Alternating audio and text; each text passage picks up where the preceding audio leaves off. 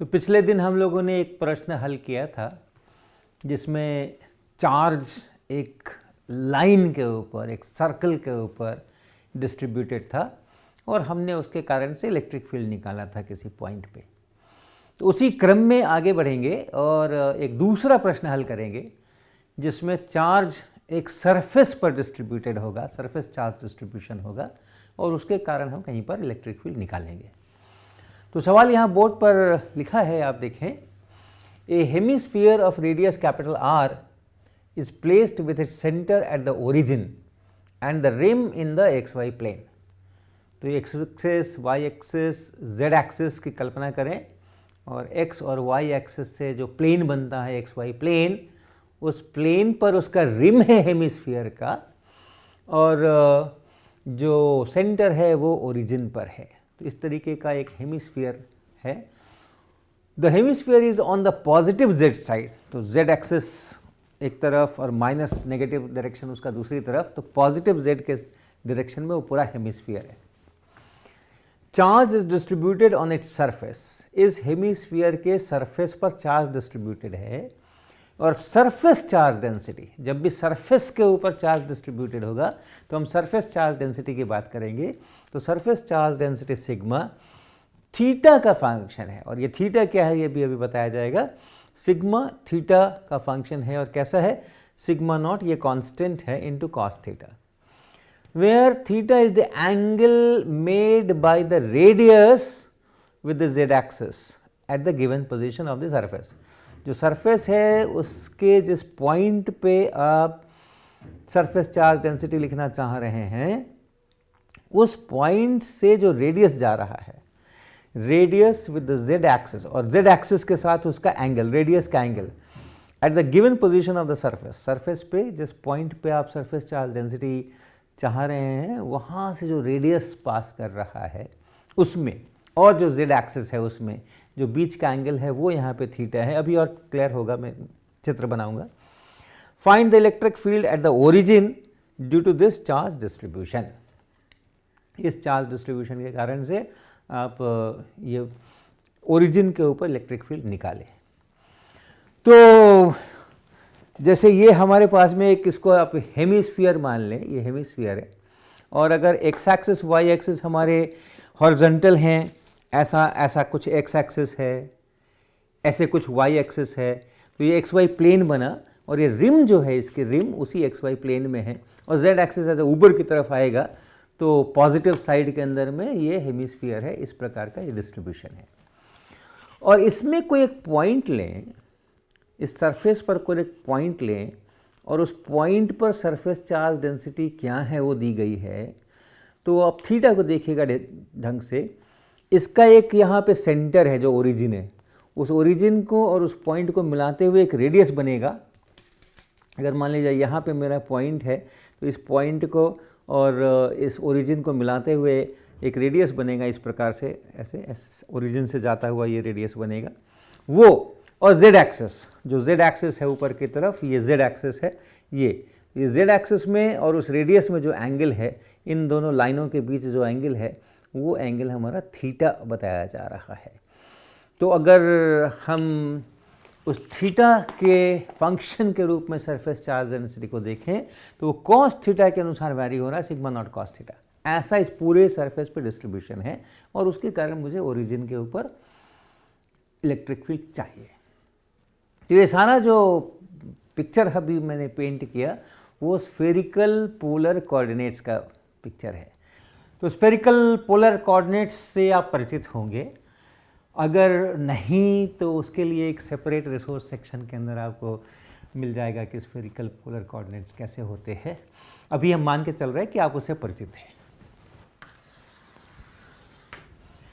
तो अगर हम यहाँ पे बोर्ड पर x axis y axis z axis बनाएं, ये जेड यहाँ, वाई यहाँ और एक्स यहाँ, ध्यान रखिएगा राइट हैंडेड सिस्टम है। एक्स से वाई की ओर जाएं तो ऊपर से देखने पर, जेड एक्सिस की तरफ से देखने पर एंटी क्लॉकवाइज दिखना चाहिए, ये है।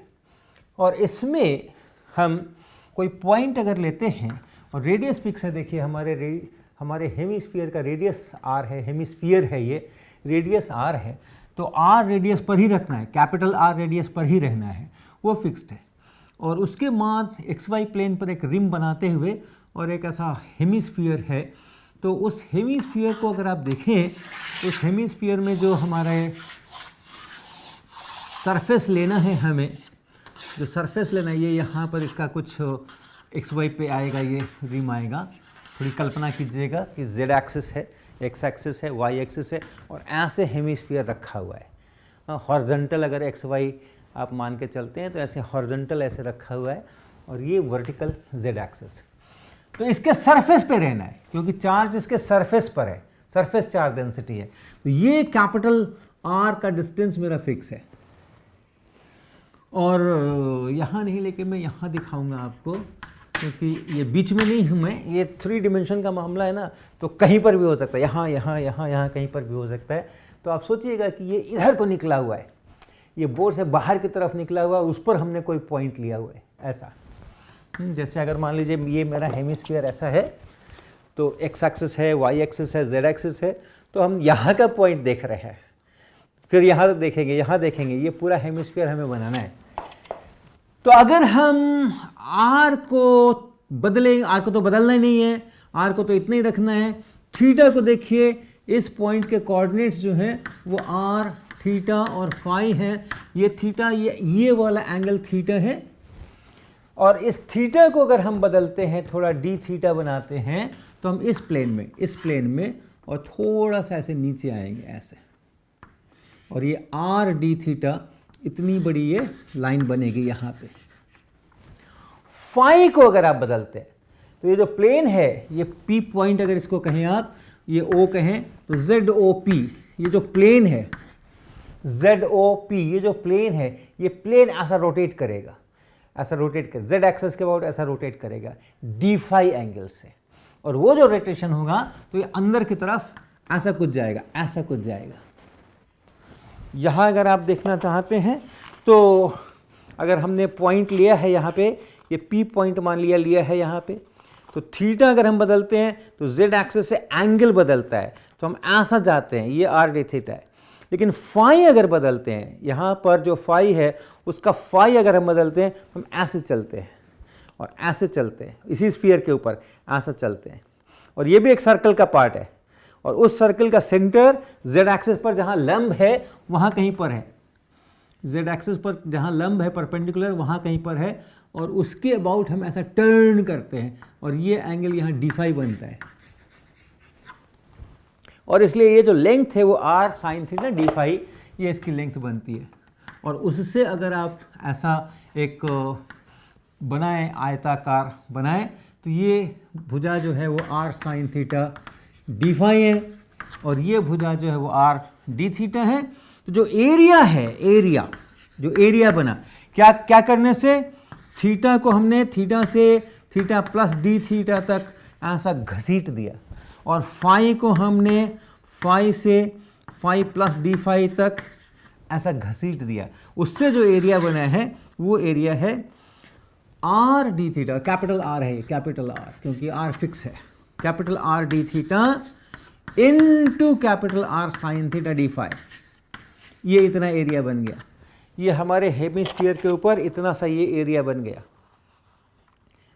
और इस एरिया को अलग अलग जगहों पे लेके पूरा हेमिस्फीयर अगर मुझे करना हो तो ये थीटा को मुझे यहाँ से शुरू करना पड़ेगा, टॉप पॉइंट पर थीटा बराबर 0 है, और यहाँ से नीचे आना पड़ेगा, थीटा यहाँ तक आना है, पाई/2 तक आना पड़ेगा, कहीं भी इधर इधर इधर सभी जगह।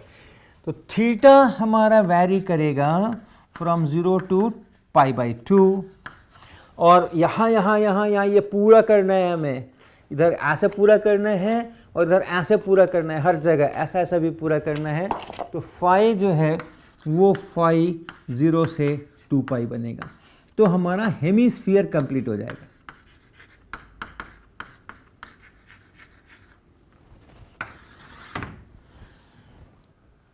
इलेक्ट्रिक फील्ड चाहिए ओरिजिन पे,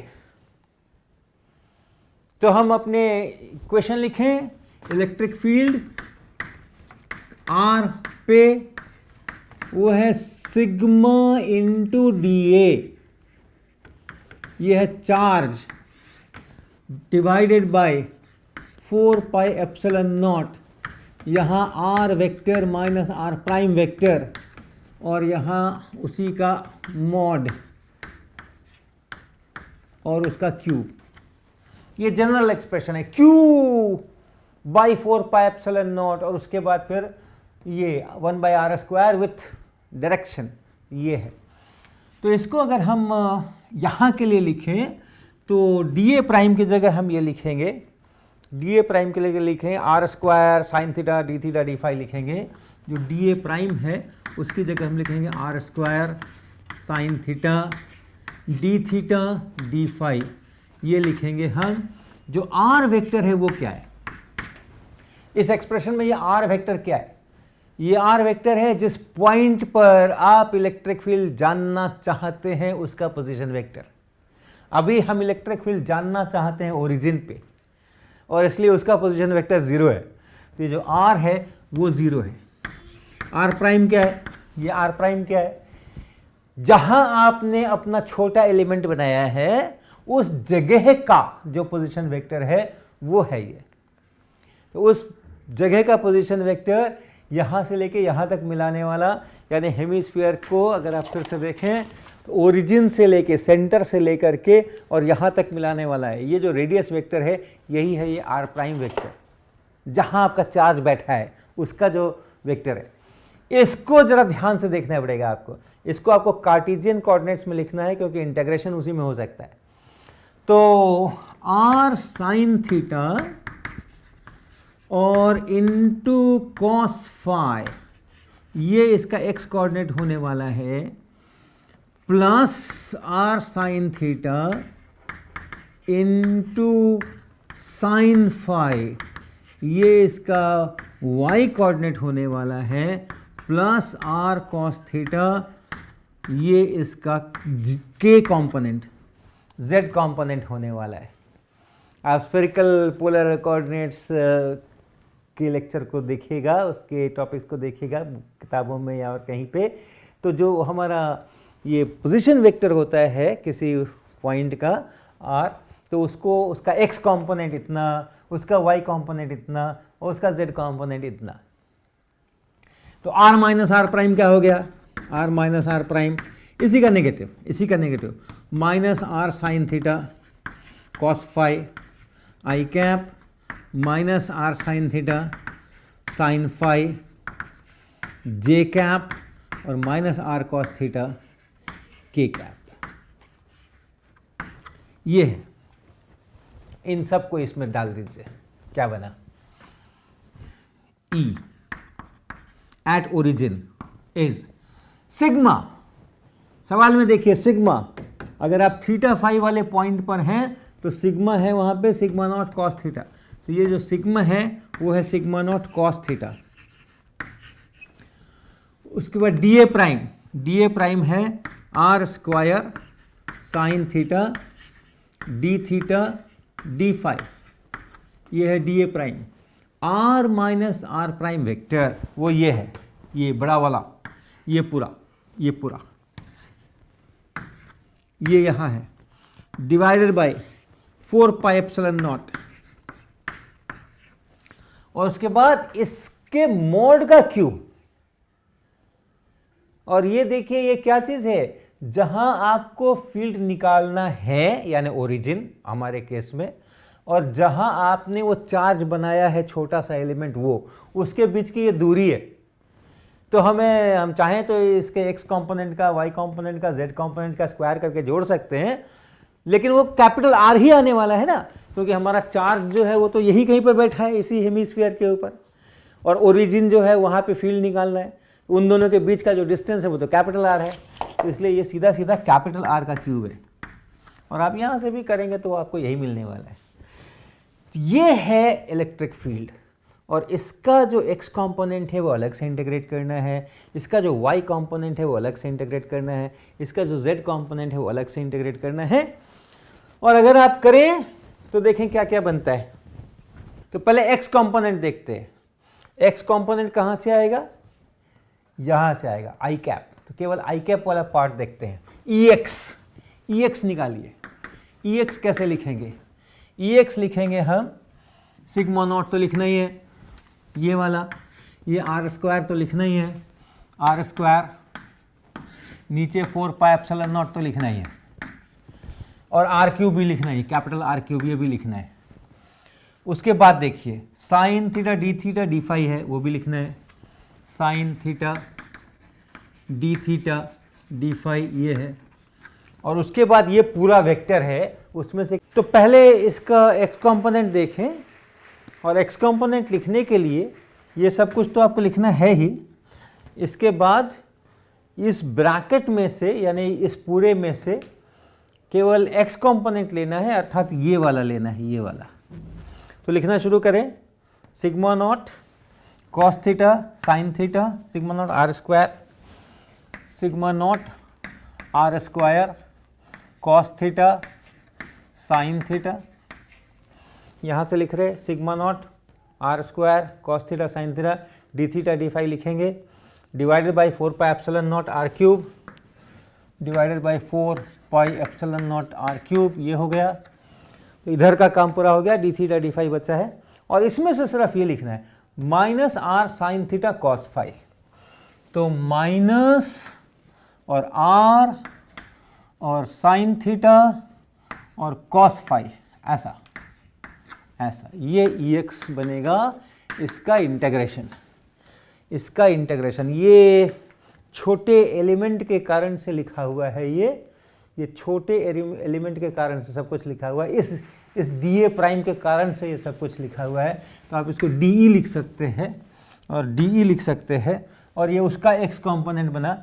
और अब इंटीग्रेशन करना है, इंटीग्रेशन कहाँ करना है, d theta D phi, d theta D phi, ये इंटीग्रेशन करना है। दो इंटीग्रेशंस हैं, दो इंटीग्रेशंस हैं, एक थीटा पे और दूसरा फाई पे। जो थीटा का इंटीग्रेशन है हमारा हेमिस्फेयर है, याद रखिएगा, वो 0 से पाई बाई 2, और जो फाई का इंटीग्रेशन है वो पूरा 0 से 2 पाई, ऐसा। अब इसको बहुत आसानी से आप थीटा पार्ट अलग और इसका फाई पार्ट अलग कर सकते हैं। तो अगर थीटा पार्ट देखते हैं तो थीटा 0 to पाई बाई 2, केवल थीटा देख रहे हैं, केवल यहाँ पर है sine square theta cos theta d theta, ऐसा। तो हमने ये लिख लिया, हमने ये लिख लिया, हमने ये लिख लिया, और ये इतना जो है, ये इतना, ये तो कांस्टेंट है, ये बाहर आने वाला है, आ जाएगा। इसका फाई पार्ट देखिए, फाई पार्ट है कॉस फाई डी फाई, और ये इंटीग्रेशन है 0 to 2 पाई, और उसके बाद फिर ये है minus sigma naught are square, और ये भी आर, उससे नीचे वाला कटेगा भी, r cube 4 pi epsilon naught are cube. तो ये आर क्यूब तो खैर कट जाएंगे, लेकिन मुख्य बात ये है कि ये इंटीग्रेशन 0 है। कॉस फाई का इंटीग्रेशन अगर आप करते हैं 0 to 2 पाई तो वो 0 है, और इसलिए पूरी चीज़ 0 है। इसी तरह से आप EY लिख सकते हैं। EY लिखने में और सब तो आएंगे ही, जो ये सब आए हैं ये सब तो आएंगे ही, और इसमें से, इस ब्रैकेट में से केवल J कंपोनेंट अर्थात Y कंपोनेंट ये वाला आएगा, क्या, R sine theta sine phi. तो आप उसी तरह से सोचिएगा, ये पूरा मुझे लिखना है, ये पूरा मुझे लिखना है, और इसको मल्टीप्लाई करना है किससे, R। तो अपना R क्यूब बनेगा, उसको काटेगा, साइन थीटा, यहाँ साइन स्क्वायर थीटा बनेगा, डी थीटा के साथ कुछ जाएगा, ये कॉस थीटा। साइन फाई अलग है, देखो साइन फाई डी फाई ये बिल्कुल अलग है, इसलिए और जो कुछ भी होना है होगा, और उसके साथ में एक आने वाला है साइन फाई डी फाई, और ये भी फाई बराबर 0 to 2 पाई है, और इसका भी इंटीग्रेशन 0 है। कॉस फाई साइन फाई दोनों ही इस प्रकार के फंक्शन हैं, साइन फाई इस प्रकार का फंक्शन है 0 से 2 पाई, 0 से 2 पाई, और कॉस फाई जो है वो इस प्रकार का फंक्शन है 0 से 2 पाई।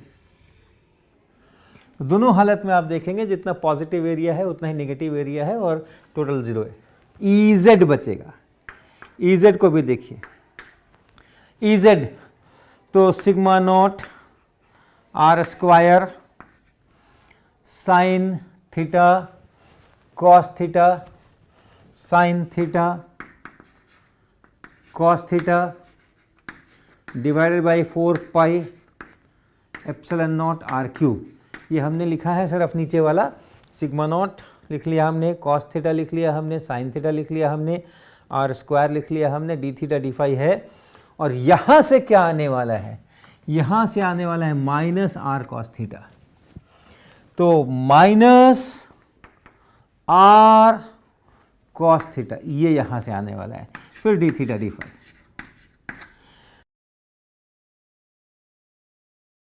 तो इसको भी आप दो भाग कर लीजिए, ये जो बनेगा minus sigma naught are cube से, तो आर क्यूब आप काट ही सकते हैं, बाई 4 पाई एप्सिलॉन नॉट, ऐसा इधर का part minus sigma not by 4 pi epsilon naught. और ये जो है ये आप देखिए, ये इंटीग्रेशन, ये है integration cos square theta sine theta d theta, theta going from 0 to pi by 2।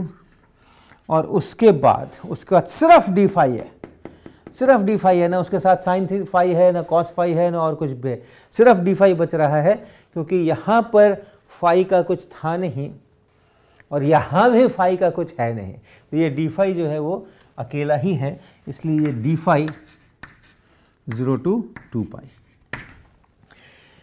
ये इंटीग्रेशन इस बार 0 नहीं होने वाला है, तो इसको इवैल्यूएट करेंगे और वही फाइनल इलेक्ट्रिक फील्ड बनेगा। तो अगर इस इंटीग्रेशन को देखें EZ को, तो या पहले इस इंटीग्रेशन को ही देखें, ये तो 2 पाई है, ये पूरा इंटीग्रेशन बराबर 2 पाई है। तो माइनस सिग्मा नॉट बाई, इस 2 पाई से इस 4 पाई को काटेंगे तो 2 बचेगा, एप्सिलॉन नॉट यहाँ, इस 2 पाई से इस 4 पाई को काट लीजिए तो 2 बचेगा, ये इतना। अब बच गया केवल इंटीग्रेशन 0 से पाई बाई 2 थीटा बराबर कॉस स्क्वायर थीटा और साइन थीटा डी थीटा। इसको आप लिख सकते हैं d of cos theta with a negative sine, d of cos theta, d of cos theta with a negative sine, यहां रख दिया मैंने नेगेटिव साइन। तो साइन थीटा डी थीटा को आप लिख सकते हैं d of cos theta with a negative sine, और डी ऑफ कॉस थीटा लिखा मैंने वहां पे, और नेगेटिव साइन को मैंने यहाँ एडजस्ट कर लिया। ये क्या बना, ये बना sigma not by 2 epsilon not. अब ये है कॉस क्यूब थीटा बाई 3, ये इसका इंटीग्रेशन, ये X square D X type है, X square D X type है। तो एक्स स्क्वायर का जैसे एक्स क्यूब बाई 3 होता है, तो यहाँ कॉस स्क्वायर थीटा बाई 3 ऐसा। और थीटा का लिमिट रखना है 0 से पाई बाई 2। तो रखिए sigma not by 2 epsilon not, pi by 2 रखिएगा ऊपर, कॉस पाई बाई 2 0 होता है, इसलिए ऊपर का लिमिट 0 हो गया।